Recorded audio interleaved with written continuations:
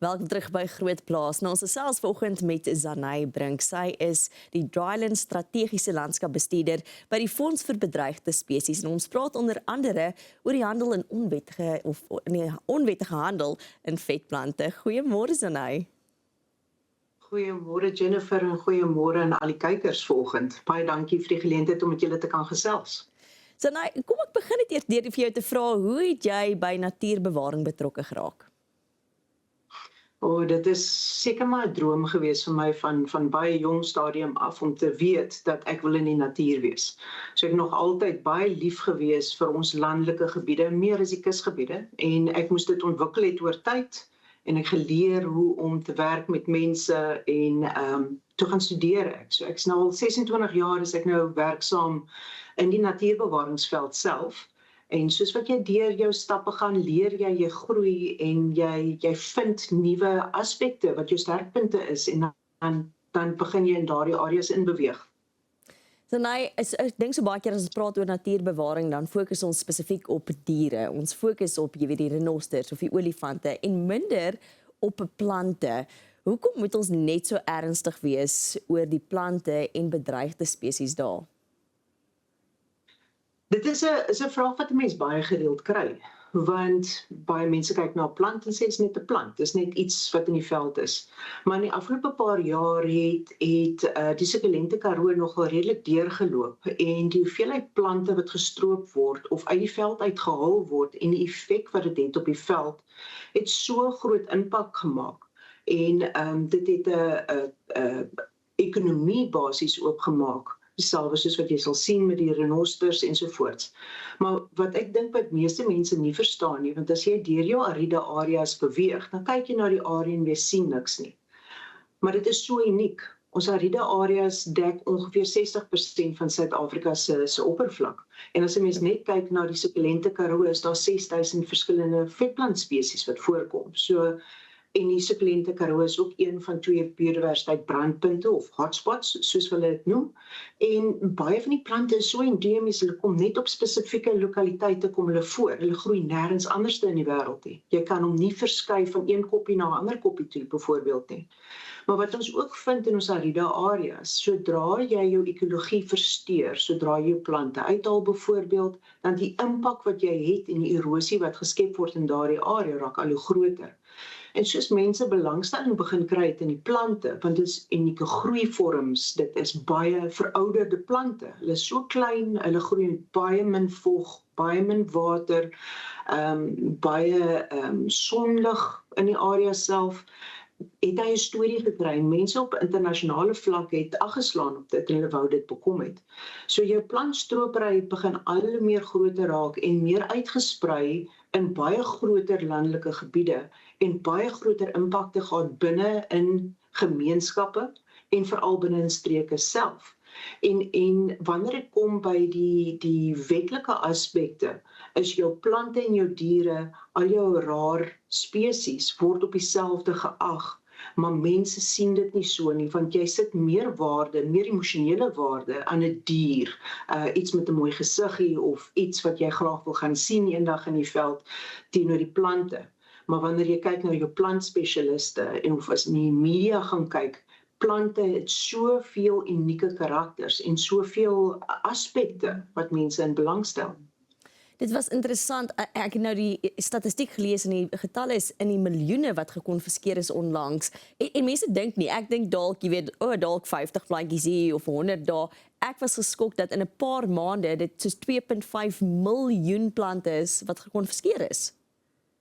Ja, vanaf 2019 het die plantdiefstal het baie meer toegeneem en baie meer sake het plaasgevind in terme van dit. So ek dink ons getal staan ongeveer op 2.5 miljoen plante wat gekonfiskeer is. En as 'n mens dink, dis net 'n klein persentasie van die plante wat uitgehaal word en verwyder word. En baie keer wat ons ook vind, soos in die blomseisoen in jou Sukulente Karoo area, mense blomkykers sal ook byvoorbeeld 'n plantjie of 'n steggie kom neem en dink dat hulle kan dit huis toe vat. Daai alles tegnies is ook deel van dit as 'n mens so daarna kyk. Jy kan nie net plante in jou besit hê wat natuurlik voorkom sonder permitte, sonder toestemming in daai opsig nie. Maar die getalle eskaleer en die soorte plante wat gefokus word op. Aanvanklik het dit begin met conophytum, soos jou klein plantjies wat soos knopies en so voort lyk, maar nou het hy uitgesprei na baie ander ornamentele plante toe wat interessante groeivorms is, of mooi blare het byvoorbeeld. En die belangstelling het al hoe meer geword, want in die media word dit uitgewys ook, en hoe gesog die plante is, oor hulle net op klein fokusareas voorkom byvoorbeeld. En sade het onlangs ook baie meer gevind geword waar dit deel is van die beslaglegging. Sure. Nou, ons moet nog praat spesifiek oor die dryland strategiese landskap, wat presies julle doen. Hoe beskerm ons dan ook ons plante natuurlik in bewusmaking te skep vir mense om te sê, jy kan nie net daai plantjie vat as jy blomme gaan kyk nie, maar meer daaroor net hierna. Welkom terug by Groot Plaas. Ons gesels vanoggend met Zanay Brink. Nou, sy is die strategiese landskapbestuurder, dryland strategiese landskapbestuurder, en ons praat oor plante en is so belangrik, ons praat nie genoeg oor plante nie. Zanay, wat presies is hierdie dryland strategiese landskap en hoekom is dit so belangrik? Soos ek vroeër gesê het, is dat ons ariede areas in Suid-Afrika of reg oor die wêreld beslaan soveel persentasie grondoppervlak. As jy kyk reg oor die wêreld is 40%, as jy kyk in Suid-Afrika is 60%. Dit is uniek, dit is 'n sensitiewe veld. Dit is 'n dankbare veld, geef hom 'n klein bietjie water en jy sal lewe sien wat plaasvind en die uniekheid van die area, die spesies wat aangepas is tot ons klimaat wat hier voorkom, maak dit so spesiaal vir almal. Maar gepaardgaande met dit, met ontwikkeling wat plaasvind, is dit nodig om volhoubaar te wees en om baie beter bewusmaking te hê en volhoubare maniere te kry sodat ons landbou kan voortgaan, as ook langtermyn spesiesbewaring.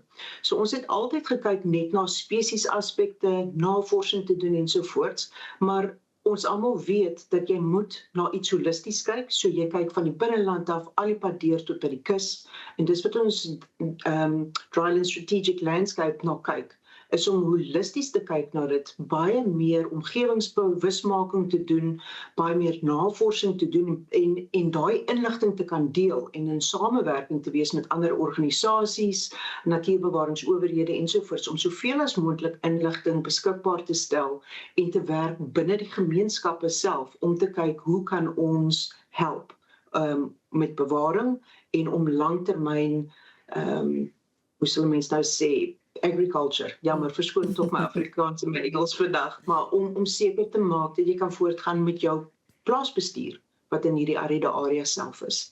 En dit is die dryland strategic landscape, is om te holisties daarna te kyk. Jy noem nou julle werk saam met gemeenskappe en grondeienaars. Hoekom is dit so belangrik om die grondeienaars en gemeenskappe ook te betrek en so nou saam te werk? In die ariede areas is ons so afhanklik van die grond. Ons is afhanklik van die klimaat, water wat inkom, verbouing, oorlewing.